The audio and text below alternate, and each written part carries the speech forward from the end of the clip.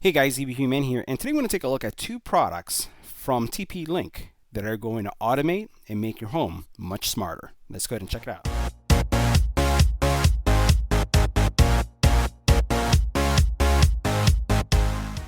Now in the past we have looked at TP-Link products, and I can tell you that they're very reliable, well constructed, and super easy to use.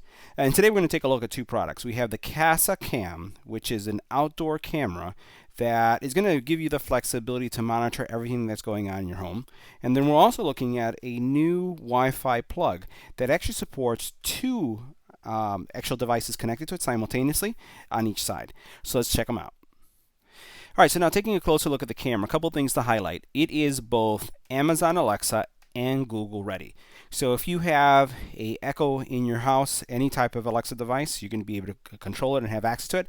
And then also if you have a Google Home device, any of one of the devices, or any smart speaker that has Google in it, for that matter, the same thing with Alexa, you'll be able to have some interactivity with this. This one does support Siren, and it's full 1080p, and you can see that really there's one app, the Kasa app, that actually supports a variety of smart devices that we've already reviewed on the channel, from light bulbs to switches to now security system. On the back here, you can deter strangers is one of the value propositions here. Sound with Siren to keep your home safe and secure. Capture the moments, watch what's going on, and then have a chat. So if you want to talk with someone who is at your door, for example, you could do it. And you can see how it has some really interesting mounting options, and it is a weatherproof solution. On the side here, you can see some additional features that TP-Link is highlighting.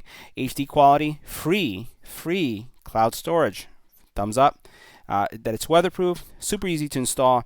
You can watch things, stream things live, and that you do have activity zones that you can set up. So the nice thing about this is that you'll be able to define these zones where there should be motion detection versus areas that you don't.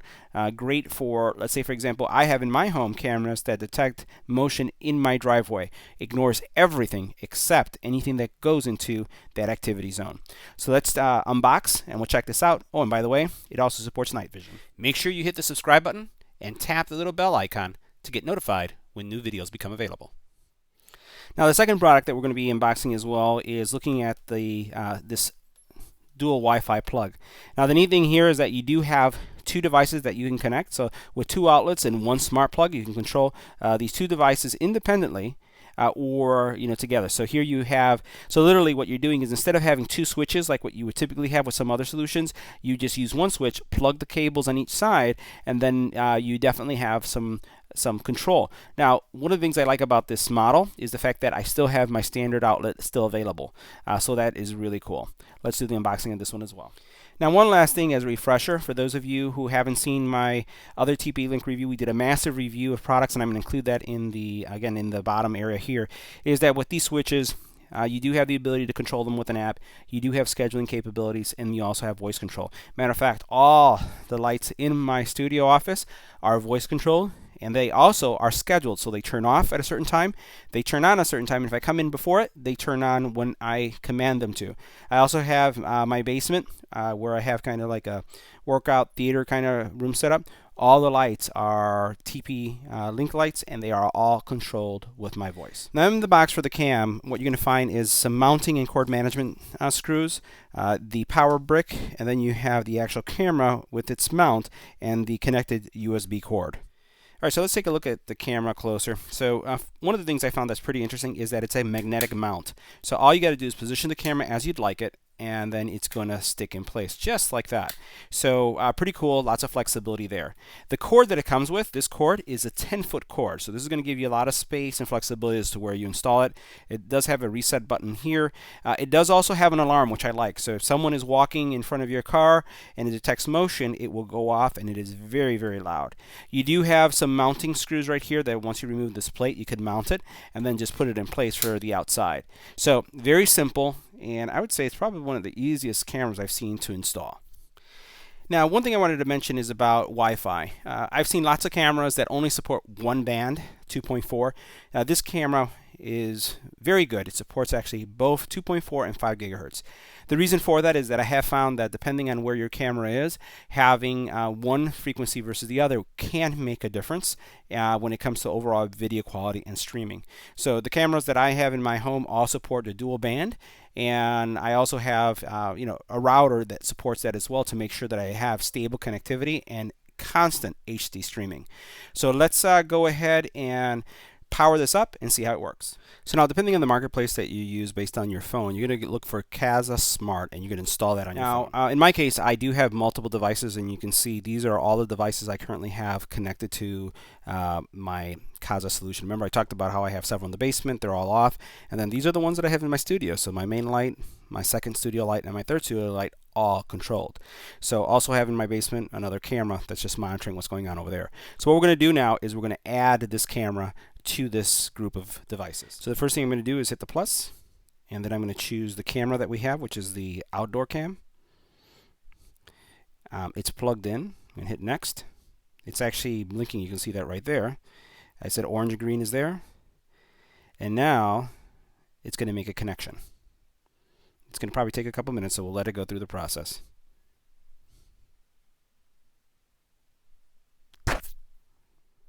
Now, once you've connected the camera to your application, you're going to establish the network connection, which I have. So you pick your network, remember 2.4 or 5 gigahertz, and then it's going to go through the configuration process and establish the connection with your router. Now, once you receive your camera, it's really important, and I always do this with all my installations, is make sure that you update the firmware. So we're going to go through the firmware upgrade, and then we'll do a image quality test, and we'll see how it works. Now, the other thing about these cameras is that they require no hub. So we have reviewed camera solutions that require a base station, but this requires no base station at all. So let's let the upgrade go through, and we'll see how it looks. All right, so we have our camera connected, and I have it pointing in a specific direction. So we're going to look at all the features, camera quality, we're going to look at night vision capabilities, and see overall how the app works. So let's first zoom in here for a second, and let's focus on the app. Let's take a look at some of the settings and things that you can manage on the actual camera. So first thing, you can turn on and off the camera from the app. You have a name for the app. You can establish your activity zones. So let's look at that for a second. So here I have a car. I'll get a little closer to that. That's my vehicle that's in my fictitious driveway being protected by the cam. And you could actually add multiple zones. And all you have to do is just draw it. You just add a zone. You just draw where that zone is going to be, like I did right there. And then you commit it. And now you have 2 zones. So the next thing here is you can look at your privacy and sensitivity. So you can record audio, do not record, or do record video only. So depending on how you want to do things, you can adjust that. Motion sensitivity as well, and record the last and the least. All right, so what that's going to do is give you a clip. We'll only record a clip if the motion lasts longer than the selected duration. So this is how many seconds before it starts recording. And then what you could do is actually set things up for listening to sound. Over here, you do have your video quality, and you can change the video quality to best quality, better quality, or good quality, and that goes all the way up to 360p or up to 1080p. Video rotation, so you have the ability to rotate things depending on how you have the camera mounted. That way you don't have to worry about flipping things around. You can just flip the image itself. You do have night vision, and the night vision you can set it to auto, off, or always on. And then the last thing here you have is you can set up your siren. Now, another setting that I always encourage you to leave on is the enable the LED. So it does have the LED status. I leave that on, and then you can enable your siren, and you can enable the siren, disable the siren, high, medium, or low settings, how many seconds you want the siren to go off, 2 minutes up to 5 minutes. 5 minutes I think would be a little bit annoying. Wall mount guides, device info, and advanced settings. And let's see what that has for us. It's just hardware acceleration if you'd like to have that on or not. Now, at first glance, the image looks pretty small, but don't worry. So there are a couple options here. You can maximize it. You can also press an alarm button, or you can speak to someone. If I rotate the phone, it's going to automatically adjust for the larger setting, but still give me the same controls. I can zoom in, and I can see that I have a couple of nefarious people here that are next to my brand new car, and I may want to make sure that they don't try to boost it, especially because this guy right here, if we take a look at him, he's got some jumper cables that I'm concerned about. So what we're going to do is we're going to set off the alarm so that we can spook them away.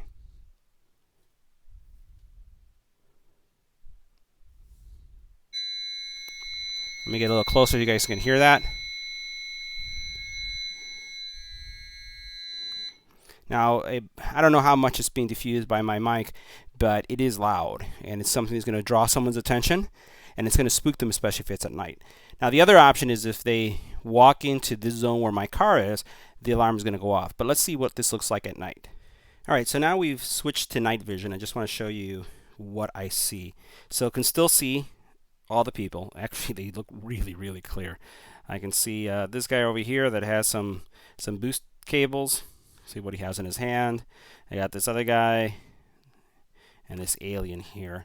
And I can see that they are thinking about boosting my car. So I can have a conversation with them, right? Press this and have a conversation with them, or do the alarm. But the night vision works pretty good. It's very clear, as you can see. All right, guys, so next, let's check out the smart plug. So guys, here's the switch, and this is a big boy. I didn't realize it was going to be this big. But here's the switch. You can see the TP-Link logo here. You can see kind of like individual power buttons on each side, so you can press this and this to enable one side or the other. And then, this is your switch in the back. For those of you who are looking for, all those good logos there, making sure that it's compliant, you can see that you have the UL logo there, as well as other certifications. And it's a pretty straightforward plug. I measured it on my plug. The height here, given this height, it still allows for another electrical outlet to be plugged above it. It does look big, but really it's about this way versus height this way. Now the process for programming this is going to be just like the other switches that we've looked at, but I just wanted to show you what we see here in the interface. So first of all, you do see that the TP-Link light is on, and it is flashing a couple colors indicating that it's ready to pair. And then you see the lights on for each switch side. So let's go ahead and connect it using the app the same way we did the others. So on the app, I'm going to hit the plus sign. I'm going to find the switch that I'm dealing with, and you can see it right here. I'm going to say that it's plugged in, which it is. It's looking to see if it's orange and green, which it is. And now what it's going to do is it's going to try to connect the same way we saw the other, the camera. So real consistent experience as to how it connects. Let's let it go through the process. We'll configure the Wi-Fi, and we'll test out the switch. Now, once complete, what you have is a couple things that you could do. You could actually name each side to be defined as what you'd like them to be. So here, for example, I can call this one fan. I could come on this side and then call it something else as well. That way it makes it really easy for you to control. For example, coffee maker, and let's say tea maker. Whatever you'd like them to do so that you can turn these on. It could be your TV and your media center. That's pretty powerful. Now once you've named each side, you can see them here on each side. They'll have, I just called it left and right, but you could call it coffee maker, refrigerator, whatever it is that you're going to connect, you can just give it a name. And it's important to give it a good name, because when you speak through either your Amazon product or your Google product, you're going to reference each one of these. Now the cool thing here is that while I have multiple switches, this one, because it's a dual switch, they show individually. And as we see it right here, you can see all the lights are white. If I press, let's say, one here, it turns off. It turns off. On. On. So guys, that concludes our review of the Kasa Cam Outdoor and the Smart Wi-Fi plug. Make sure you smash that subscribe button, and see you in the next one.